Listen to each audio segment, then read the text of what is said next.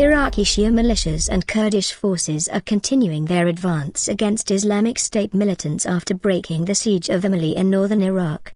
A BBC team entered the town on Monday, finding residents who had endured more than 2 months under siege. The joint forces have also seized the militant stronghold of Suleiman Beg. Meanwhile, Amnesty International says that it has uncovered new evidence that Islamic State have launched a campaign of ethnic cleansing in the north.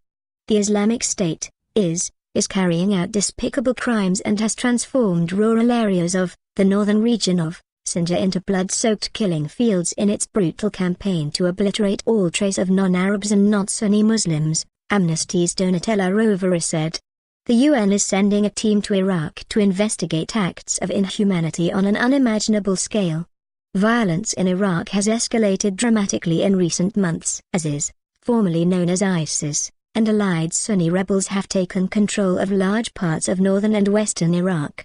Thousands of people have been killed, the majority of them civilians, and more than 1 million have been forced to flee their homes. Crosshead residents in Imali were threatened with a massacre after resisting ISIS. The BBC's Gabriel Gatehouse, who entered the town on Monday, found residents happy to be reunited with their families. They told him there was a huge amount of work to do to get back to normal. Our correspondent says there are still pockets of IS resistance in the area, meaning that travel to the town remains problematic. Outgoing Prime Minister Nouri Maliki, who visited Imali on Monday, said, "Our enemy is retreating and our security forces backed by volunteers are advancing to purge further towns." Correspondents say the recent advances are the biggest success by Iraqi and Kurdish forces against IS in recent months.